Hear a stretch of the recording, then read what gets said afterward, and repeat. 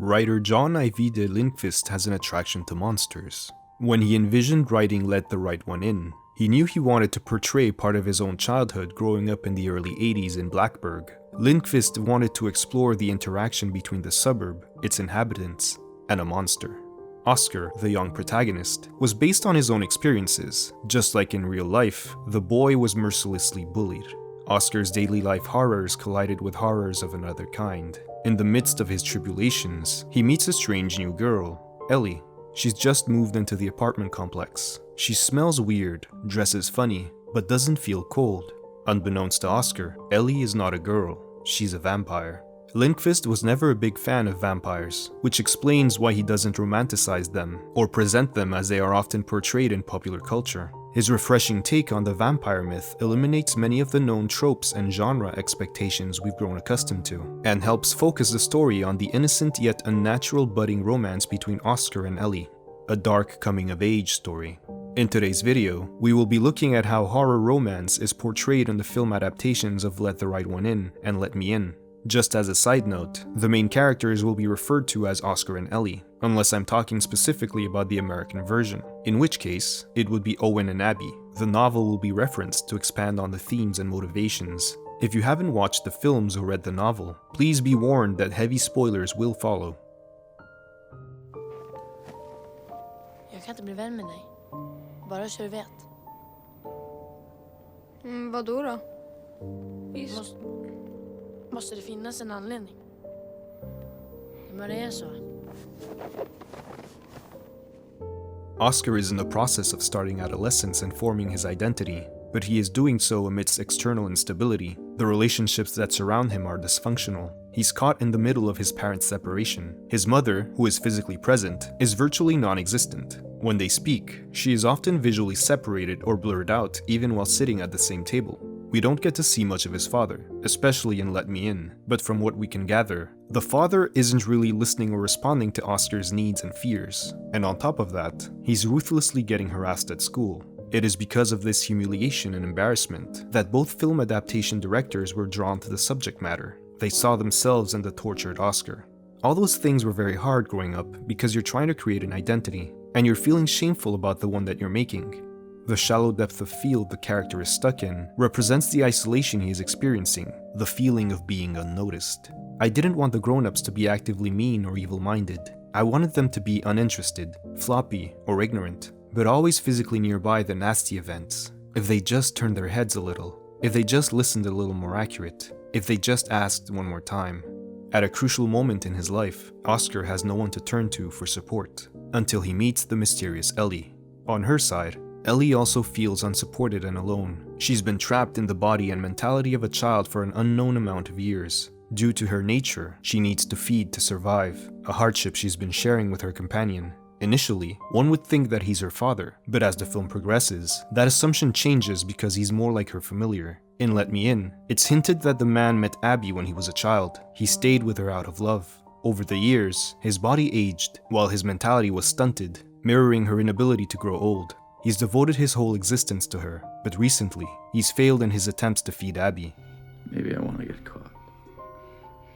Maybe I'm just tired of this.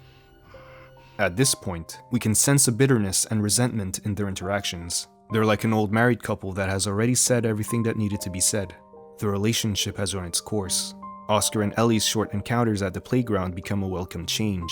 It's even the first time the protagonist makes direct eye contact with another character in the movie.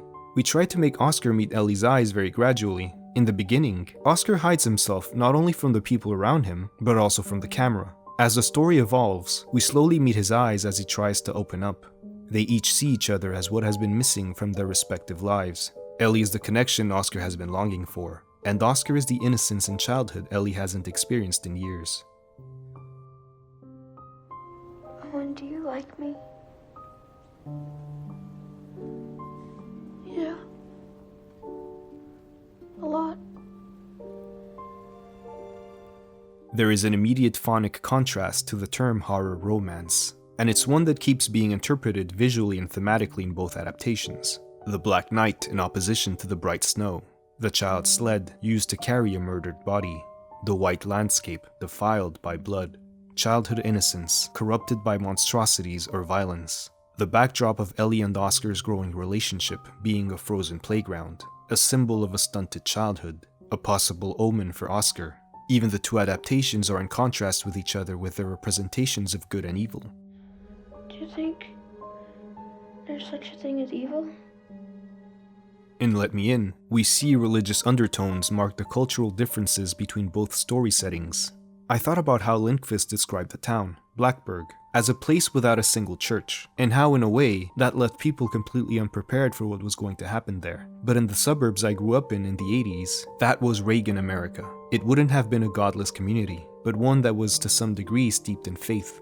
This aspect is a point of inner turmoil for Owen, and makes him more conflicted with Abby's vampiric nature, leading to a choice near the end. When the detective finds Abby sleeping in the bathtub, Owen provides the necessary distraction for Abby to wake up and attack him. Here we see Owen struggling with the decision of closing the door on the vampire's victim, making a hard but definitive choice to help and follow Abby, accepting her dark nature.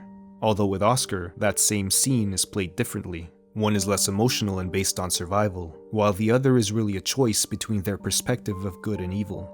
Let the Right One In has a bit more of a nuanced approach. There is no clear-cut dissection of good and evil. In the story, the characters aren't described as completely black or white. They have qualities that can be admirable, and harbor monstrous elements as well. This ambiguous and slightly undefined state is part of the duality that can be seen in Ellie's identity. A predator, but also a victim.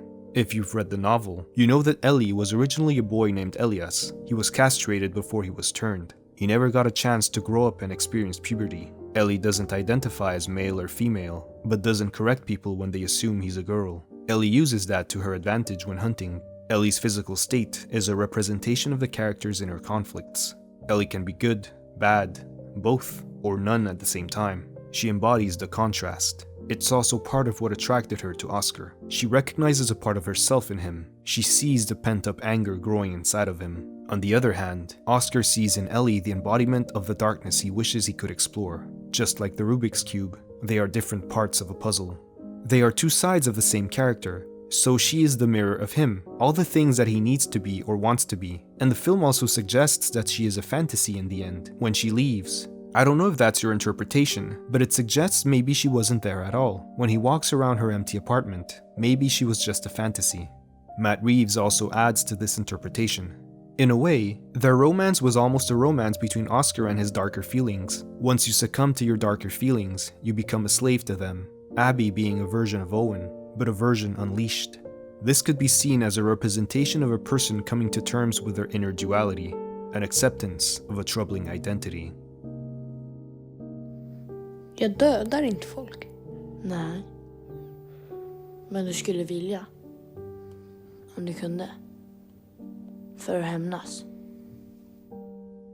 Lindqvist has an interesting approach to monsters. He explores their nature by weighing the difference between a creature's instinct and a person's willful actions. Ellie does possess the elements we suppose a monster should have, but she is mostly presented as a burdened creature following her instincts, cursed to act out her need to survive.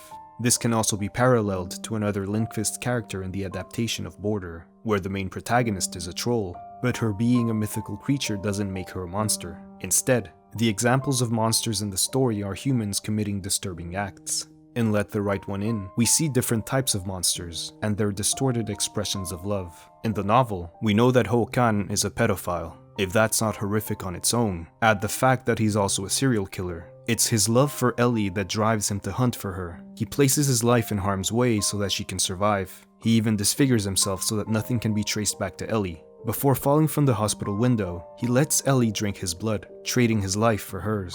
Jimmy is a bully far worse than his younger brother. Either out of pride or love, he's willing to kill Oscar in retribution for what was done to Connie's ear. When we meet Oscar's father, we see that he loves his son and loves to spend time with him. The problem is that he's an alcoholic, which renders him irresponsible towards his son, causing Oscar to run away. In the novel, Oscar even goes as far as describing him as a werewolf, and that when having to choose between monsters, he chooses Ellie. Oscar hasn't done anything that would make him a monster, but he wishes he was. He has fantasies of murdering his bullies. He has a morbid curiosity towards serial killers, and keeps their newspaper clippings. At the end, he follows Ellie, meaning he will become her new familiar, fetching lives for her to feast on. The familiar and vampire relationship can be seen as a distortion of the expression of love. For the vampire, it is of vulnerability, to accept someone's help and trust them.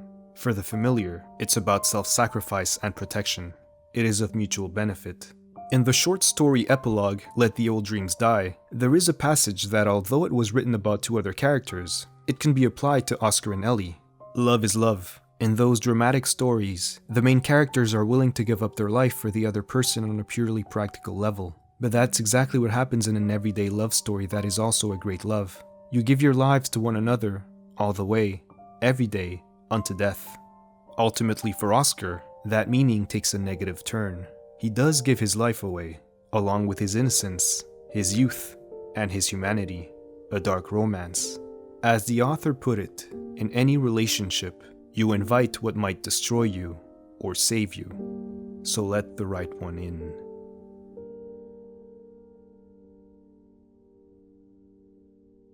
Thank you for taking the time to watch our video. We wanted to let you know that we've recently updated our Letterboxd account to include a list of horror romance films. One of our all-time favorites that we really recommend is The Fly. If you have any other suggestions of films that we can add to the list, you can leave them down in the comments. We really want to thank everyone who purchased one of our t-shirts, and we wanted to let you know that we will be releasing a new batch in the month of August. If you enjoyed today's video, please don't forget to like, share, subscribe, and click on that notification bell because it really helps to support our channel. Today's musical composition was made by Eduardo Gonzalez. If you like his work, you can check his information down in the description. Until next time.